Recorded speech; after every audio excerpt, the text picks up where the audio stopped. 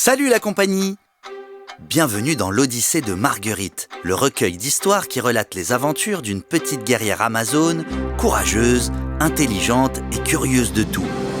Accompagnée de son fidèle compagnon, Chismout, un petit lézard magique qui se transforme en dragon dès qu'il entend le mot magique « Evolitis !» La pauvre petite parcourt le monde, mais a beaucoup de mal à retourner chez elle à cause des querelles incessantes des dieux de l'Olympe. Mais ne perdons pas plus de temps, voulez-vous?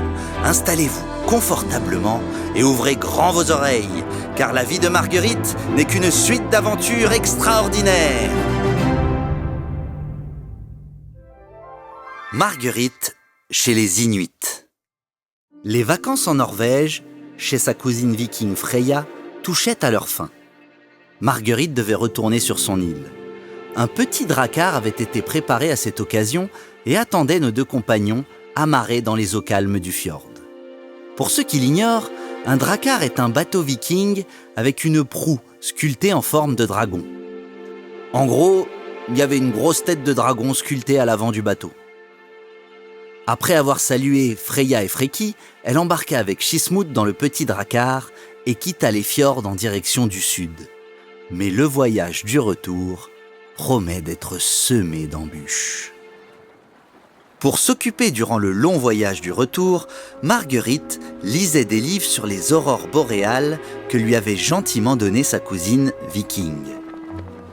Plus elle en apprenait sur ce phénomène, et plus elle avait envie de voir ces grandes traînées de couleurs fluorescentes, vertes, orange et pourpre, avec des nuances de rouge, de rose, de bleu ou encore de jaune qui illuminaient le ciel nocturne des régions polaires. De son côté, quand il ne faisait pas bronzette, Chismout passait le temps en contemplant les dauphins qui s'amusaient dans le sillage du drakkar. Sur l'Olympe, comme souvent, une querelle éclata. Arès avait eu un différend avec l'un des fils de Poséidon. Le dieu de la mer, rancunier, ne comptait pas rester les bras croisés. Il apprit que la petite protégée d'Arès était en mer. En voilà une belle occasion de se venger. Il ordonna à Éole, le maître des vents, de déchaîner une tempête pendant que lui s'occuperait des vagues et des courants.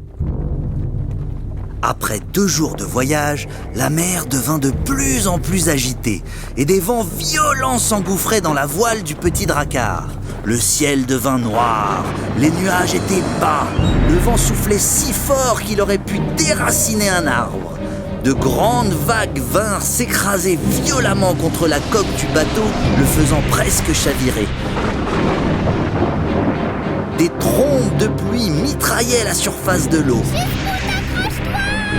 Chismout, qui n'aimait pas la mer, s'agrippait désespérément à Marguerite qui, elle-même, s'accrochait fortement au mât pour ne pas tomber du bateau. Le drakkar résista à la tempête, mais sa voile était complètement déchirée. Marguerite ne pouvait plus diriger le bateau qui dérivait au gré des courants. Poséidon et Éole se regardèrent satisfaits. Les jours défilaient. Les réserves de nourriture et d'eau étaient presque terminées, et il n'y avait que de la mer à perte de vue. Arès était très inquiet. Il alla se plaindre auprès de Zeus, qui ordonna à Poséidon et à Éole de faire en sorte que le bateau touche la terre ferme au plus vite. Finalement, un matin, une secousse réveilla brusquement Marguerite et Chismout.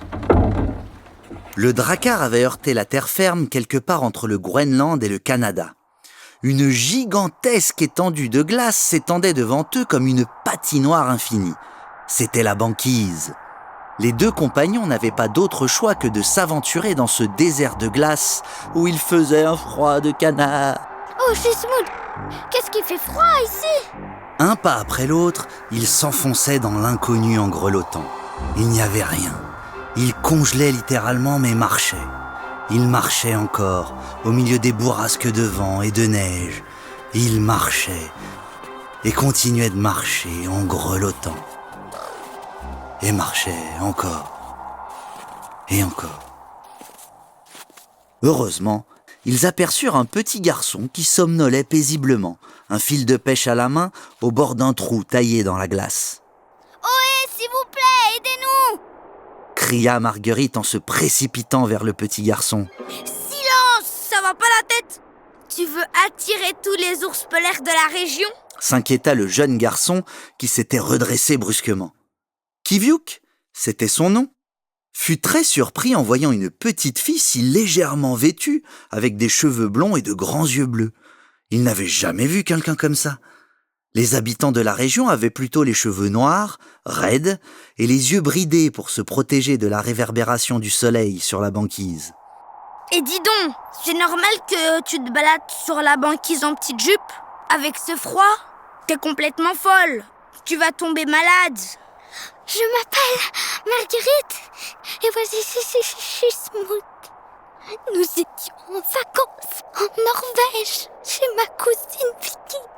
On s'est fait prendre dans une tempête et mon dracard a échoué ici. Nous avons froid et faim. Tu peux nous aider s'il te plaît? Il fait tellement froid. Il n'y a pas de mauvaise température, seulement des mauvaises façons de s'habiller. Je n'ai rien compris du tout à ton histoire, mais une chose est sûre, je ne peux pas te laisser comme ça. Allez, suis-moi, je t'emmène dans mon village. Marguerite était soulagée, et Arès tout autant. Elle avait hâte de se retrouver à l'abri dans une bonne maison bien chaude. Sur le chemin, Kiviuk expliqua à Marguerite qu'il faisait partie de la tribu des Inuits. Les Inuits vivaient dans les régions polaires du Canada et du Groenland. Il y faisait toujours froid, et durant toute l'année, les Inuits portaient de gros manteaux de fourrure pour se tenir chaud. Ils chassaient le phoque et pêchaient des poissons en faisant des trous dans la banquise. Donc, quand on s'est rencontrés, t'étais en train de pêcher? J'essayais de pêcher. Depuis plusieurs jours, il n'y a plus un seul phoque et nous ne pêchons plus aucun poisson. Ma maman dit que Sedna est fâchée. Mais c'est qui Sedna? Mais c'est la déesse de la mer. C'est une sirène aux longs cheveux. Ma mère dit que quand ses cheveux sont emmêlés, Sedna devient furieuse et tous les poissons et les autres animaux se cachent. Elle a qu'à se démêler les cheveux. Bah, elle peut pas. Tout le monde sait que Sedna n'a pas de main. Oh la pauvre! On n'a qu'à aller l'aider. Sedna se calmera, les poissons reviendront et vous pourrez de nouveau manger à votre faim. C'est une super idée, Marguerite! Conclut Kiviuk en arrivant au village. Marguerite ne s'attendait pas vraiment à ce genre de village. Le village Inuit était composé de quelques dômes de glace regroupés au beau milieu de la banquise. Allez, viens, on va se réchauffer dans mon igloo. L'invita Kiviuk, pressé de proposer son plan aux autres membres du village. Pas sûr qu'on se réchauffe, mon Chismout. Elle fut très surprise de constater que la température à l'intérieur de l'igloo était presque agréable. Elle se réchauffa les mains et les pieds à la flamme d'une bougie qui se reflétait sur les parois de la maison de glace. Les Inuits appelaient cette précieuse bougie le kulek. Chismout alla se blottir dans la grosse fourrure de l'énorme manteau que la maman de Kiviuk donna à Marguerite. Malheureusement, ma pauvre enfant, je n'ai que des restes de poisson et de l'eau chaude à te proposer, dit la maman de Kiviuk en lui tendant un bol presque vide et une tasse fumante. Merci beaucoup, madame, c'est très bien. Chismout n'était pas du tout de l'avis de la petite Amazone. Il avait faim! Son ventre ne cessait de gargouiller. Il aurait mangé un ours tout entier. Le soir, les deux nouveaux amis expliquèrent leur plan aux membres de la tribu. L'aventure était dangereuse, mais il fallait la tenter. Encore quelques jours comme ça, et c'est tout le village qui n'aurait plus rien à manger. Malheureusement, malgré l'enthousiasme des deux enfants, les adultes refusèrent ce plan. Personne n'avait le courage de laisser les deux enfants se perdre dans la banquise et risquer leur vie pour une mission aussi incertaine. Kiviuk tenta bien d'insister, mais en vain. Maintenant, laissez-nous! Ça suffit, on n'est pas en train de jouer, là! Il en va de la survie de nos familles! Non mais... C'est pas bientôt fini, à la fin? Dehors! Non mais c'est quoi ces histoires? Marguerite, Chismout et Kiviuk sortirent de l'igloo. Une fois dans le froid polaire, Kiviuk entraîna Marguerite à l'arrière de l'igloo. Il savait qu'il y avait une fissure entre deux gros blocs de glace. Kiviuk s'approcha et y colla son oreille. Il entendait les aînés débattre et demander conseil au chaman, le sorcier du village. Ouais, les enfants n'ont pas tort, on va pas rester les bras croisés. Ok, Mais on fait quoi? Et si on essayait de retrouver Sedna, comme l'ont proposé les petits? T'es pas sérieux, là? Et elle habite où, Sedna? T'as déjà été invité chez une déesse, toi? Tout le monde commençait à parler en même temps, et les esprits s'échauffaient un peu. Soudain, le chaman prit la parole. Au loin, en direction du nord, écoute bien, toi qui es dehors. Dans une grotte, la déesse a sa résidence, où les aurores boréales prennent naissance. Qui peut dire si elles viennent du ciel, ou si elles sont artificielles? Dans la grotte aux 1000 couleurs, toutes les réponses demeurent. Le chaman se leva et quitta l'assemblée. Le chahut reprit de plus belle, chacun essayant de trouver un sens à ses rimes décousues. De son côté, Kiviuk se répétait en boucle les paroles du chaman. Il était persuadé qu'elles lui étaient destinées. Après tout, n'avait-il pas dit « Écoute bien, toi qui es dehors » ? Il n'y avait que lui et Marguerite dehors. Inutile de rester là et mourir de faim. Le message était clair. Il s'était persuadé que pour trouver Sedna, il fallait partir à la recherche d'une grotte d'où jaillissaient les aurores boréales. Ça paraissait assez insensé. C'était même complètement absurde. Les aurores boréales sont dans le ciel, comment pourraient-elles jaillir d'une grotte ? L'idée était folle. Mais il fallait bien tenter quelque chose.